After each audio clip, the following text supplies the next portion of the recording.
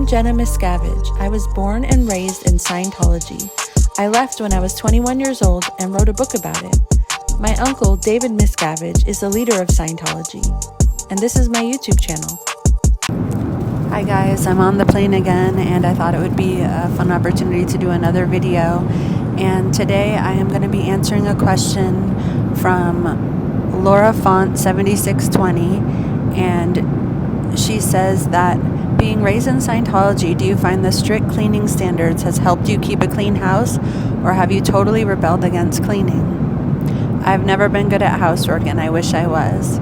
I thought this was a great question and a great opportunity to talk about all of the crazy cleaning stations we had in Scientology and their special cleaning sequence and courses we had to take. Okay, so as a kid, when I was at the ranch, which is a boarding school for the kids of people who worked at the International Scientology Management Base, we were all required to take a cleaning course. And basically, in this packet, it's basically L. Ron Hubbard, who's the founder of Scientology. It's all of his writings on how cleaning is supposed to be done.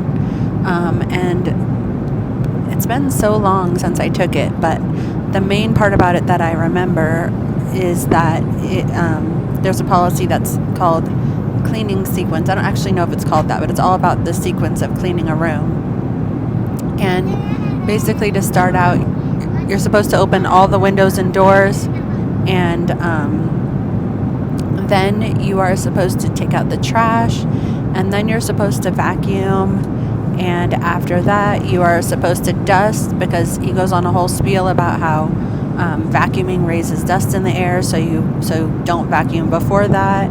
And then after that you wipe things down, and I think before all that, you get rid of kludge. That's right, there's a whole policy on getting rid of kludge, which is just stuff that you don't need. Yes, and this course even goes into certain things like which vacuum he recommends. I remember L. Ron Hubbard recommended these rainbow vacuums because all the dust goes into water after, and so it doesn't go back in the air. And so there was always like a few of these at every Scientology base that I was at, and it was like the only ones we were allowed to use, and they were like so old and hard to find. But yeah, and so because we didn't have a ton of them at the ranch, we would basically sweep our carpet instead. So every day when we woke up, the first thing we had to do was clean our rooms, and so we would literally be sweeping our carpet with a broom, and then everyone would chicken pick, which is just like pick up little particles off the floor.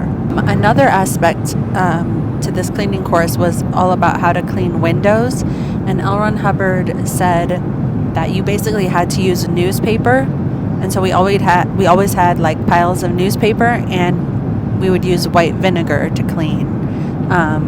So when we would clean like mirrors and windows, which we did at least every day we had to do this cleaning sequence in our rooms, our hands would turn all black from the newspaper, and I don't know, it was just kind of weird. I don't really, like, I guess now I use paper towel. I think the reason he said that it was the best thing was because it doesn't leave like little bits of paper towel dust or something, but he basically said Windex was bad, but I don't really remember why. Another big thing in this cleaning course is that there is a system called berthing chits, and so at the ranch we lived in berthings. So there was 7 girls in my dorm, and then it was connected with a bathroom which had 2 sinks to another dorm with 7 girls. So there was basically 14 girls to a toilet with 2 sinks. And so everyone lived in a berthing, and we would basically the berthing, so when we would wake up we would have to do our cleaning stations. Mine was always the bathroom. I don't know why I always got the worst cleaning station. And then like somebody else's would be the sweeping, everyone would pitch in on chicken picking, somebody else's job would be to get the laundry, somebody else's job would be to dust, and just basically everybody had a cleaning station every single morning that they did. And every single morning, so we would wake up at 6:30, and then 7 o'clock would be muster, which was basically our gathering. And we would all stand in lines, and it would be like Unit 1 report, Unit 2 report, and there was like saluting when the report was given as far as who was present and who was absent. And once they verified everyone was there, the birthing inspections would be done, and someone would come up and say which rooms passed and which rooms flunked. And basically, if your room flunked, which could be from anything from having like a piece of, like once my room failed birthing inspection because there was a piece of toilet paper in the trash. So like the trash had to be empty, or they would open the drawers, make sure they were orderly. So it was very strict. Basically, you would get a birthing chit, and I believe the first one is a warning. And gosh, I wish I remembered what the second one was. I'm gonna try to Google it. Hold on. Okay, I couldn't find anything on the second birthing chit, but I remember the third birthing chit. And by the way, a chit is basically a report that is written on you.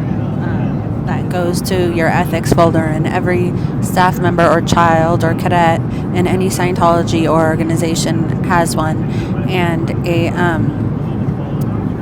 so the third birthing chit is that you get sent to Pig's Birthing, which is basically you get sent to a crappy rundown space where you have to live until you get your birthing to pass cleaning inspection. So I remember in one case, this was an old dilapidated building on the property called the Big House. It was later renovated, but basically the people, my friend Lindsay and her dorm were assigned to Pig's Birthing, and they were basically in the upstairs unrenovated space of this birthing that was just, of this building that was just rafters, and there were like bats in there and stuff.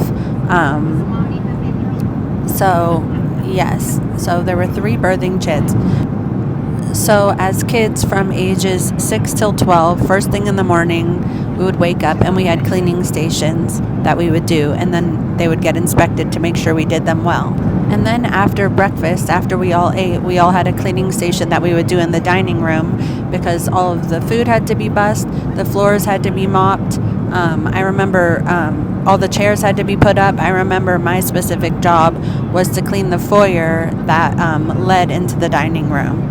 And then we also had a rotation where someone would be assigned to dishes for that week. And that was like 2 kids usually, and they would do that after each meal.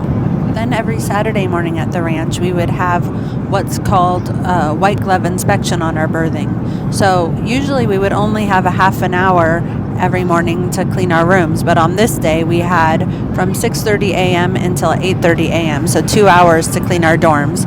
So we would basically we had to clean them so well that they would pass white glove inspection. So somebody could go through with a white glove and not find any bits of dust or dirt anywhere.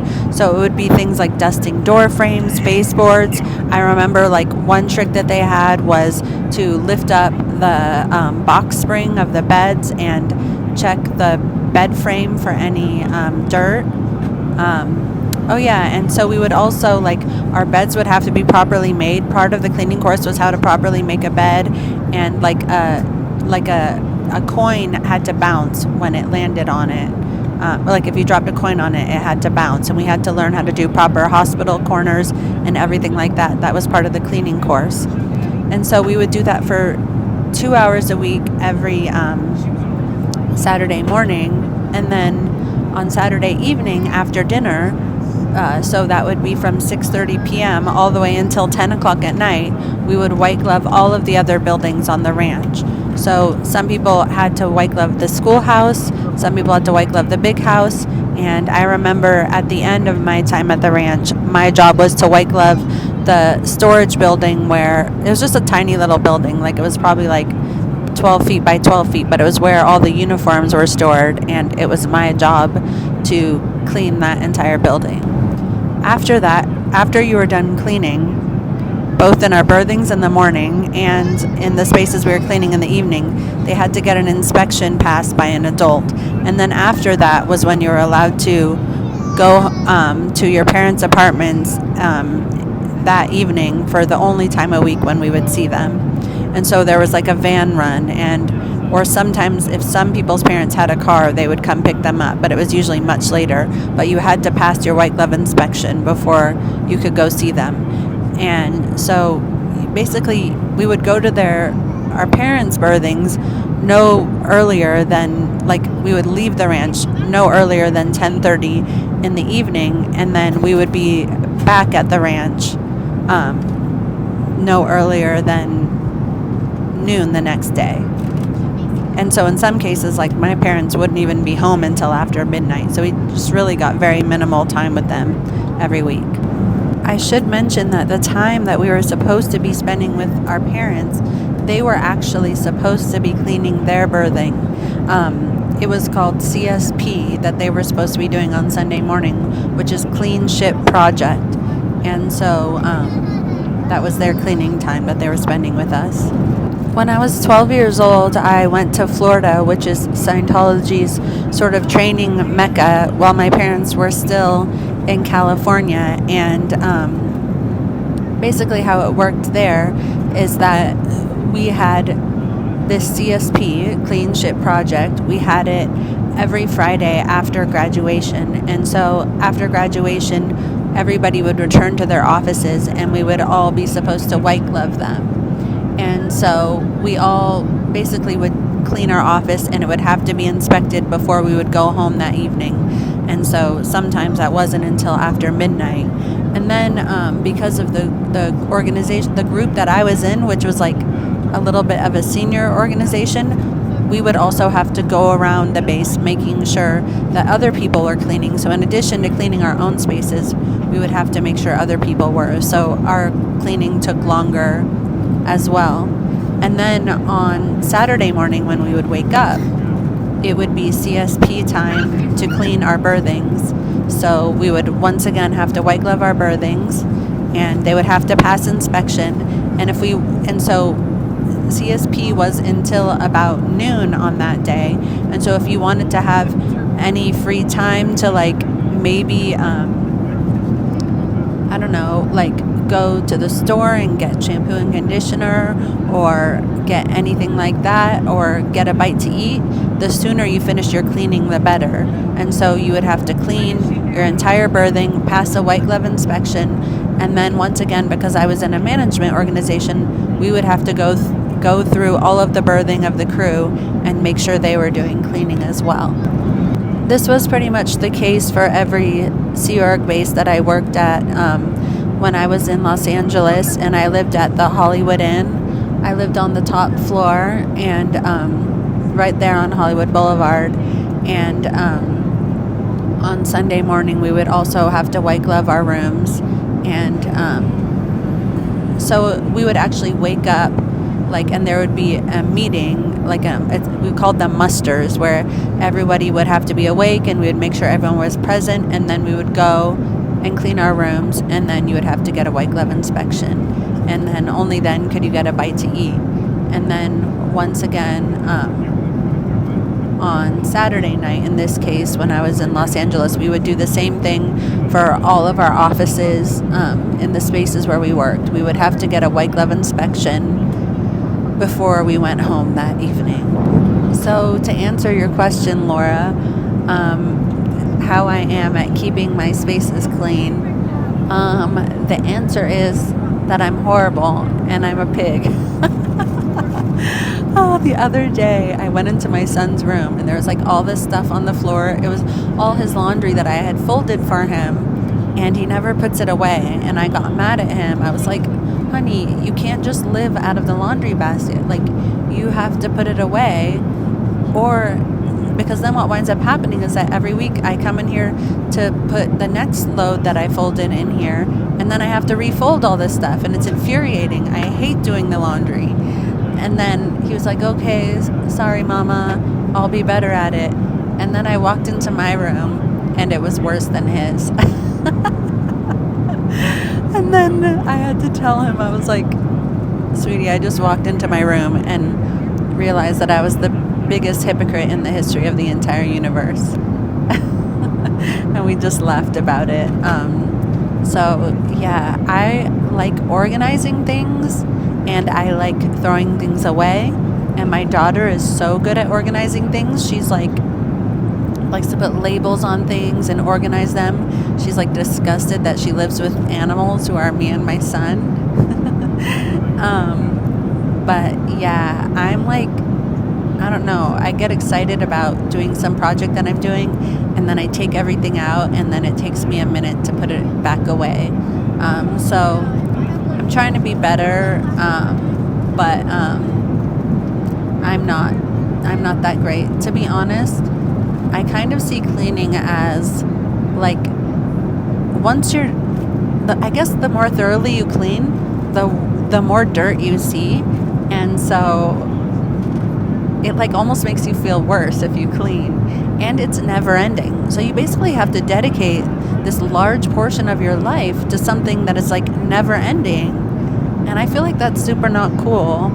But I guess it's part of being an adult and a parent, and so I do clean. And part of what sometimes motivates me is to get like cute, fun cleaning supplies. And I think I do subconsciously follow the sequence of cleaning a room still, but I definitely do not use newspaper to clean mirrors and windows. I use Windex and paper towels. Yeah, and then I like to like, when I clean a room, I like to like sort of like reward myself by like lighting a candle or like putting flowers in it to like, I don't know, to like sort of reward the good habit that I did, and just to add something to make it like fun and special and pretty, and not just like more cleaning. All right, you guys, well, that was fun. We're having a little bit of turbulence now, but I was super excited to have this whole road to myself again. It is right by the bathroom, and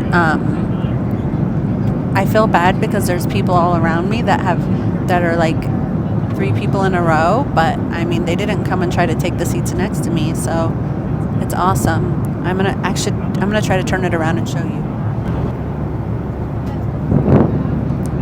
Whole road to my cell. Thanks for hanging out with me, and thanks for an awesome, fun question. And if you have any other questions whatsoever in the comments, please feel free to ask. And I hope you all have a wonderful weekend. And don't forget to check out Sins of Scientology on YouTube. And if you haven't already read my book, you can find it on Amazon. It's called Beyond Belief: My Secret Life Inside Scientology and My Harrowing Escape. All right, guys, see you again soon. Bye.